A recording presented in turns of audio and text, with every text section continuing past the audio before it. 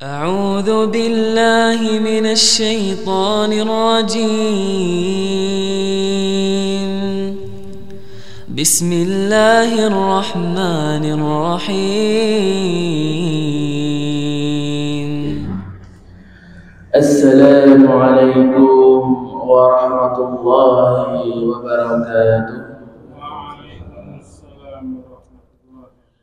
الحمد لله إن الحمد لله نحمده ونستعينه ونستغفره ونعوذ بالله من شرور أنفسنا ومن سيئات أعمالنا. من يهده الله فلا مضل له ومن يضلله فلا هادي له.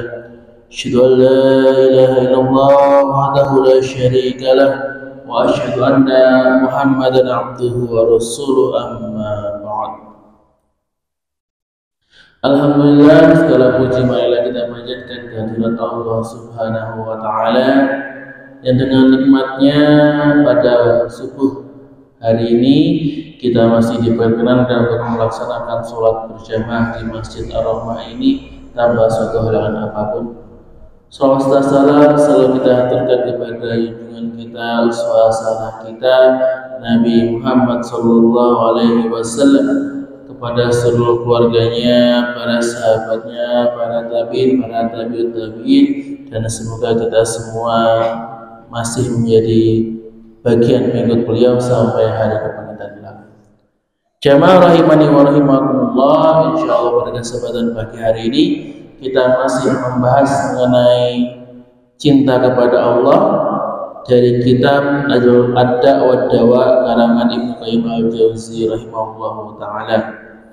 Beliau menekankan bahwa ketika orang itu cinta kepada Allah, benar-benar mencintai Allah dan Rasulnya lebih daripada yang lainnya, barulah dia itu mendapatkan kenikmatan iman. Rasulullah SAW bersabda, tidaklah seseorang itu mendapatkan nikmatnya iman kecuali orang yang di dalam dirinya ada 3 perkara. Yang pertama, Allah dan Rasulnya itu lebih ia cintai daripada yang lain. Kemudian yang kedua, jika ia mencintai seseorang, maka ia mencintainya hanya karena Allah. Dan yang ketiga, ia benci untuk kembali kepada kekufuran setelah Allah menyelamatkannya dari kekufuran tersebut, sebagaimana ia benci untuk dilemparkan ke dalam neraka. Yang menunjukkan bagaimana keutamaan cinta kita kepada Allah dan Rasulnya, di mana cinta ini dikatakan sebagai penyempurna iman. Orang itu baru imannya dikatakan sempurna, baru bisa merasakan kenikmatan beriman kepada Allah Ta'ala ketika cinta kepada Allah dan Rasulnya itu diletakkan di atas segalanya. Maka Ibnu Qayyim al-Jauzi rahimahullah menjelaskan bahwa ada 5 macam cinta yang wajib dibedakan. Ada cinta yang harus kita punyai, ada cinta yang tidak boleh kita punya, dan ada cinta yang haram. Cinta yang pertama adalah mahabbatullah, cinta kepada Allah. Jadi kita mencintai Allah, meletakkan rasa sayang kita kepada Allah Ta'ala. Namun Ibnu Qayyim menuliskan bahwa mahabbatullah ini memang penting, harus menjadi fondasi, menjadi dasar, tapi belum cukup untuk menyelamatkan seseorang dari azab. Kenapa? Karena sejatinya kaum musyrikin, kaum Yahudi, kaum Nasrani itu semua juga mencintai Allah. Setiap orang yang punya Tuhan, orang yang menuhankan sesuatu mesti mencintai Allah. Maka cinta kepada Allah ini perlu dilengkapi dengan cinta yang selanjutnya, yaitu mahabbatu ma yuhibbullah, yaitu mencintai perkara yang dicintai Allah. Jadi ketika orang mengatakan saya cinta kepada Allah, cinta itu harus dibuktikan. Buktinya bagaimana? Salah satunya dia juga mencintai apa yang Allah cintai. Inilah yang bisa memasukkan pelakunya ke dalam Islam dan mengeluarkannya dari kekufuran. Misalnya Allah itu apa yang Allah cintai? Allah mencintai Rasulnya, maka kita juga mencintai Rasul. Allah mencintai ibadah, kita cinta sama ibadah. Allah cinta sama sedekah, Allah cinta sama orang-orang soleh, kita juga cinta kepada mereka. Dan yang ketiga, al-hubbu lillah wa fillah, yaitu mencintai karena Allah dan dalam taatan kepadanya. Nah, ini kesempurnaan cinta.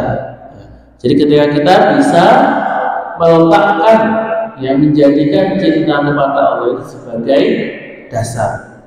Jadi yang kita itu cinta kepada siapapun semuanya karena Allah. Kita cinta kepada keluarga kita karena Allah. Kita cinta harta karena Allah. Kita cinta dunia karena Allah. Kita cinta saudara kita karena Allah. Maka apa yang dimaksud dengan cinta karena Allah itu? Kita itu berarti mencintai orang atau perkara yang bisa mendekatkan diri kita kepada Allah. Kita sayang istri kita ketika istri kita itu bisa mengantarkan kita kepada ridha Allah. Kita cinta keluarga karena keluarga bisa mengantarkan kepada rahmat Allah. Kita cinta harta yang bisa menjadi sarana menuju Allah. Maka kalau ada harta malah dibuat lalai, maka akan langsung disingkirkan, dilepas. Karena bukannya malah mengantarkan kepada cinta Allah, malah menjauhkannya.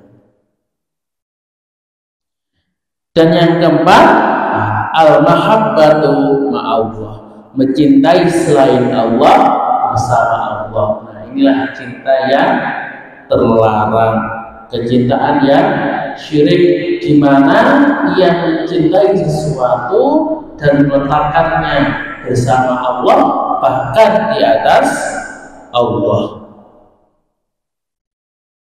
Tandanya apa kalau kita seperti ini? Ketika dia melakukan sesuatu untuk orang yang dicintai sehingga melanggar apa yang Allah perintahkan. Termasuk orang-orang yang cinta kepada kekasihnya, cinta kepada pacarnya, kemudian demi orang yang dia cintai, dia rela melakukan apa saja. Dia rela mengambil harta yang haram, dia rela melakukan hal-hal yang dilarang, dia rela terjerumus kepada kemaksiatan. Maka cinta seperti ini bahkan bisa menjadi kesyirikan, bentuk kesyirikan, baik kesyirikan yang kecil maupun kesyirikan yang besar. Jadi ini yang tidak boleh dilakukan. Dan yang kelima adalah cinta yang secara tabiat. Cinta kepada hal-hal yang bersifat duniawi, yang naluriah. Misalkan cinta kepada air, cinta makanan, cinta tidur, cinta istri, cinta anak, dan yang lainnya yang sifatnya mubah. Maka kecintaan seperti ini tidaklah tercela, boleh-boleh saja selama cinta tersebut tidak melalaikan dia dari mengingat Allah dan menyibukkan hambanya dari cinta kepadanya. Sebagaimana firman Allah Ta'ala, ya ayyuhalladzina amanu la tulhikum amwalukum wala auladukum an dzikrillah. Wahai orang-orang yang beriman, janganlah harta bendamu dan anak-anakmu melalaikan kamu dari mengingat Allah. Jadi cinta anak silahkan, cinta istri silahkan, cinta harta silahkan, senang jalan-jalan, senang main-main, senang olahraga, boleh-boleh saja, silahkan dilakukan. Tapi ingat, selama perbuatan tersebut tidak melalaikan kita dari cinta dan ibadah kepada Allah. Karena kalau sampai cinta dunia itu melalaikan kita, Allah katakan itu akan tulhikum, akan melalaikan kita, akan membuat kita celaka. Kemudian jamaah rahimani wa rahimakumullah, dalam agama Islam cinta itu ada dua istilah, yaitu hubbun dan khullah. Hubbun itu habibullah dan khalilullah.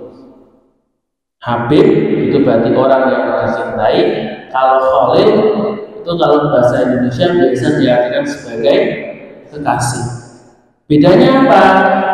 Kalau khalil atau khullah itu tingkatannya lebih tinggi, dia itu lebih khusus di atas mahabbah. Jadi khalil itu tingkatnya di atas habib.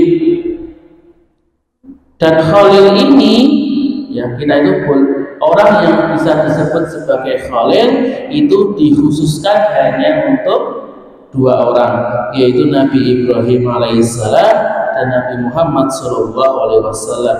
Sebagaimana sabda Nabi, "Innallaha attakhadani khalilan kama attakhadha Ibrahim khalilan." Sungguhnya Allah telah menjadikan aku sebagai khalil, sebagai kekasih, sebagaimana Dia menjadikan Ibrahim sebagai kekasih. Kemudian dalam kitab As-Sahih dari Nabi bahwasanya beliau bersabda, seandainya aku mengambil khalil atau kekasih dari penduduk bumi ini, tentulah aku menjadikan Abu Bakar sebagai kekasih, tapi sahabat kalian ini, yaitu Nabi SAW adalah kekasih Allah. Maka yang disebut sebagai khalilullah, kekasihnya Allah, itu hanya Nabi Ibrahim dan Nabi Muhammad. Kenapa kok dikhususkan dua nabi ini? Karena cobaannya yang begitu besar, kesabaran mereka yang begitu besar, ketaatan dan kecintaan mereka yang sangat besar. Nabi Ibrahim kita tahu bagaimana ketika Allah memerintahkan sesuatu itu langsung saminah wa ata'na. Walaupun perintahnya itu mungkin kalau secara nalar itu tidak masuk akal, yang bahkan sangat harus mengorbankan apa yang paling beliau sayang. Tapi beliau tidak pernah protes, tidak pernah mengeluh, langsung Allah perintahkan langsung dijalankan. Sama seperti Rasulullah juga. Begitu besar kesabarannya, begitu besar rasa kasih sayangnya, sehingga Allah menaikkan derajat beliau berdua, menjadikan beliau berdua sebagai khalil. Makanya ketika dalam sholawat yang dibaca dalam setiap sholat, kita mengucapkan sholawat kepada dua nabi ini. Ya, sholawat kepada Rasulullah, kemudian sholawat kepada Nabi Ibrahim.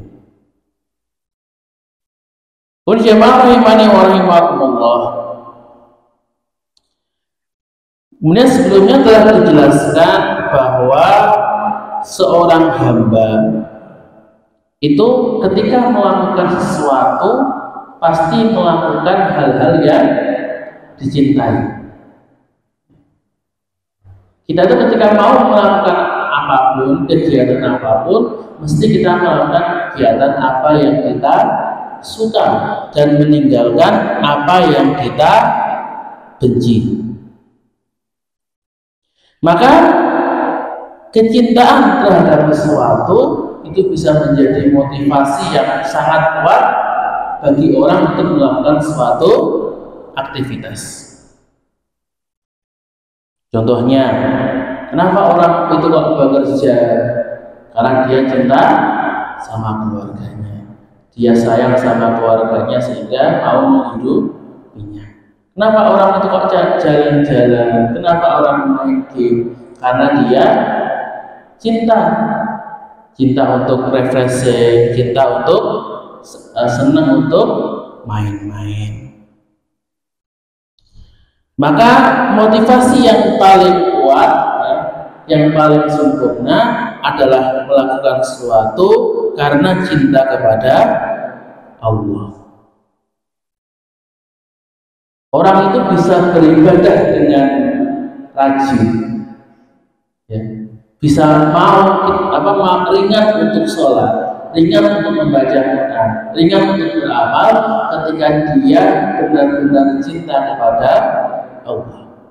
Ketika hatinya itu cinta sama Allah, hatinya ingin dekat dengan Allah, ingin memuliakan Allah, maka mudah baginya untuk beribadah. Ketika dia cinta sama Allah, mudah baginya untuk meninggalkan kemaksiatan.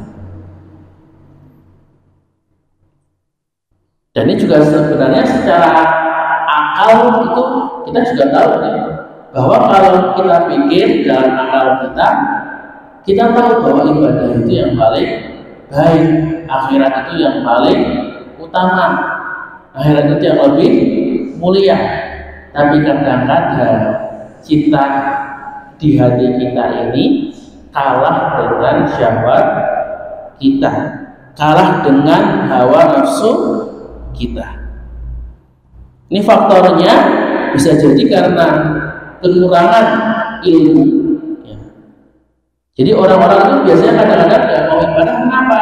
Karena dia tidak tahu keutamaannya, dia tidak tahu apakah ini mana yang diperintahkan, mana yang dilarang. Dia tidak tahu perbuatan apa yang pahalanya paling besar. Dia tidak tahu amalan apa yang mendatangkan cinta dari Allah, sehingga dia tersesat dengan perbuatan-perbuatan yang melalaikan. Atau mungkin karena hatinya masih kurang kuat. Jadi akalnya, hatinya itu dikalahkan dengan hawa nafsunya. Sebenarnya dia tahu bahwa akhirat itu yang paling baik.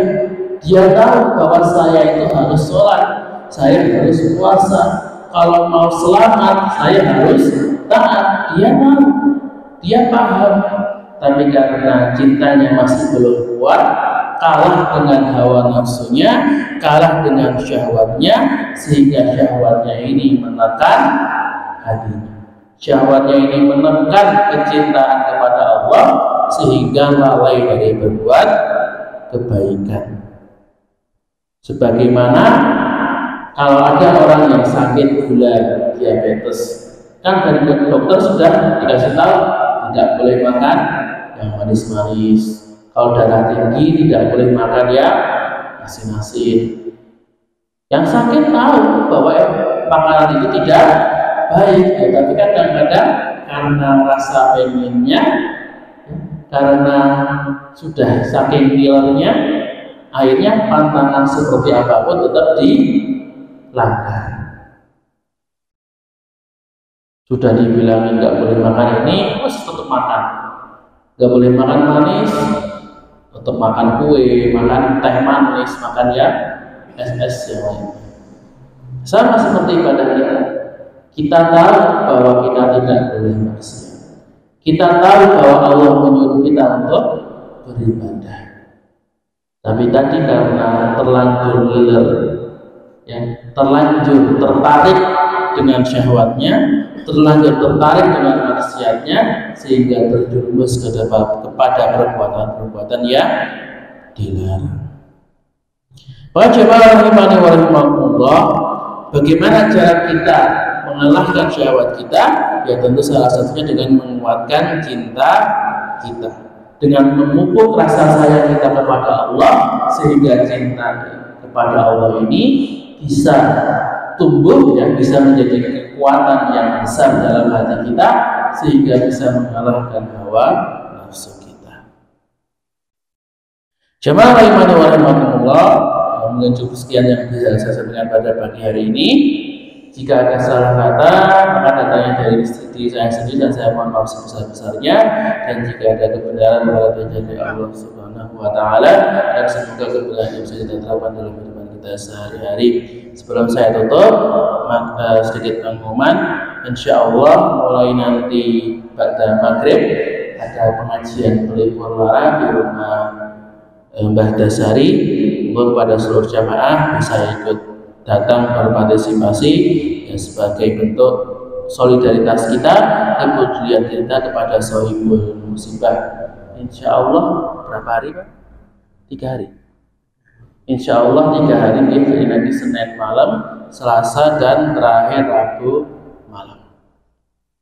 Bila taufiq wal hidayah wa ridha wal inayah, Nuhul kalam wa ma yastun fastabiqul khairat. Subhana rabbika rabbil izzati amma yasifun, wa salamun alal mursalin, walhamdulillahi rabbil alamin. Tsumma assalamu alaikum warahmatullahi wabarakatuh.